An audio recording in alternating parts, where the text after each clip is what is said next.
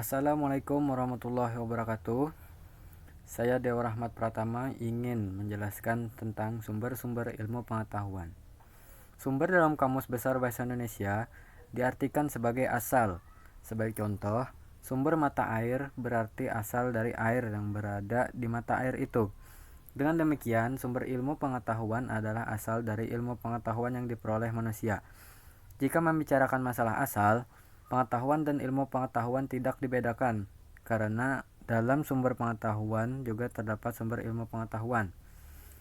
Semua orang mengakui memiliki pengetahuan. Persoalannya, dari mana pengetahuan itu diperoleh atau lewat apa pengetahuan itu didapat. Dari situ timbul pertanyaan bagaimana caranya kita memperoleh pengetahuan atau dari mana sumber pengetahuan kita. Pengetahuan yang ada pada kita diperoleh dengan menggunakan berbagai alat yang digunakan sumber pengetahuan tersebut. Beberapa sumber ilmu pengetahuan dalam kajian filsafat. Berikut adalah sumber-sumber ilmu pengetahuan. Pertama, empirisme, kedua rasionalisme, tiga intuisi, empat iluminasi, dan lima wahyu. 1. Empirisme. Istilah empirisme berasal dari kata Yunani, yaitu emperia, yang artinya pengalaman. Tokoh-tokohnya yaitu Thomas Hobbes, John Locke, Berkeley, dan yang terpenting adalah David Hume. Empirisme adalah sebuah paham yang menganggap bahwa pengetahuan manusia hanya didapat melalui pengamatan konkret, bukan penalaran rasional yang abstrak, apalagi pengalaman wahyuan dan institusi yang sulit memperoleh pembenaran faktual. Empirisme adalah aliran atau paham yang menganggap bahwa pengamatan dan pengalaman adalah sumber dari ilmu pengetahuan. Empirisme lebih memperhatikan arti penting pengamatan indrawi sebagai sumber sekaligus alat pencapaian pengetahuan. Contohnya, peristiwa terjadinya hujan di bumi. Peristiwa ini terus terulang-ulang dan dengan proses kejadian yang sama. Hal ini menjadi daya tarik bagi manusia. Muncul pernyataan, mengapa selalu turun hujan? Dari pengalaman itulah manusia tergerak untuk bernalar hingga melakukan penelitian penyebab terjadinya hujan.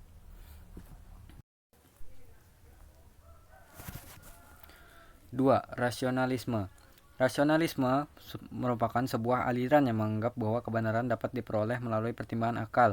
Dalam beberapa hal, akal bahkan dianggap dapat menemukan dan memaklumkan kebenaran sekalipun belum didukung oleh fakta empiris.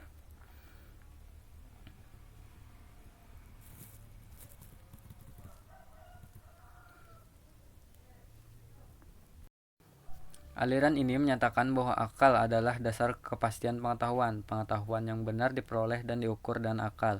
Manusia memperoleh pengetahuan melalui kemampuan akal menangkap objek. Pengetahuan rasionalisme adalah pengetahuan yang dihasilkan oleh proses belajar mengajar, pengkajian buku, serta lembaga-lembaga pendidikan. Dan rasional di sini tidaklah mengingkari penggunaan indera. Namun indera di sini hanyalah perantara ataupun perangsang agar supaya akal lebih berpikir dan menemukan kebenaran yang sesungguhnya.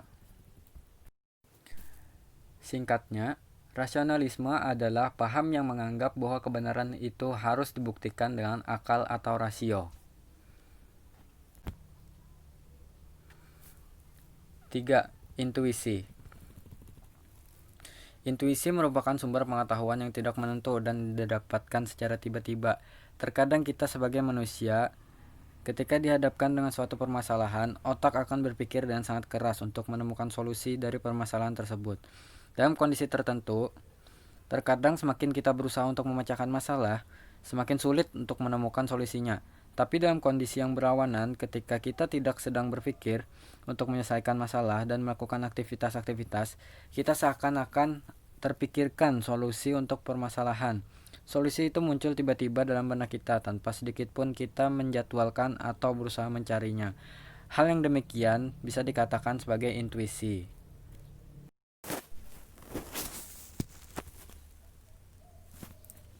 4.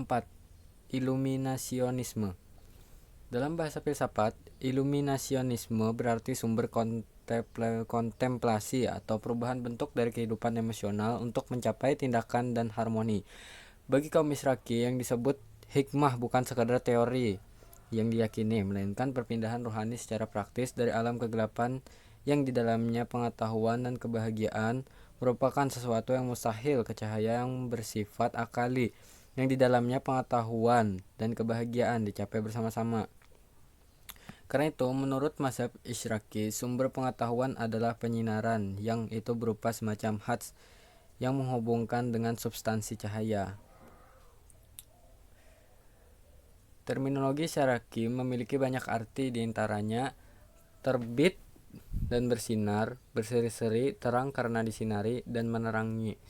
Intinya, Isyraqi berkaitan dengan kebenderangan atau cahaya. Sedangkan kata iluminasi dalam bahasa Inggris merupakan kata yang dijadikan padanan kata isyraq, yang juga memiliki arti cahaya atau penerangan. Jadi, iluminasionisme atau isyraqi artinya cahaya lawan dari kegelapan atau kebodohan. Ilmu pengetahuan didapatkan dari pencerahan hati. 5. Wahyu. Wahyu merupakan pengetahuan yang disampaikan oleh Tuhan kepada manusia. Pengetahuan ini disalurkan lewat nabi-nabi yang diutusnya sepanjang zaman. Agama merupakan pengetahuan bukan saja mengenai kehidupan sekarang yang terjangkau pengalaman, namun juga mencakup masalah-masalah yang bersifat transkendental, seperti latar belakang penciptaan manusia dan hari kemudian di akhirat nanti. Pengetahuan ini didasarkan kepada kepercayaan pada hal-hal gaib, kepercayaan kepada Tuhan yang merupakan sumber pengetahuan, kepercayaan kepada Nabi sebagai perantara, dan kepercayaan terhadap wahyu sebagai cara penyampaian. Maka wahyu merupakan dasar dari penyusunan pengetahuan ini.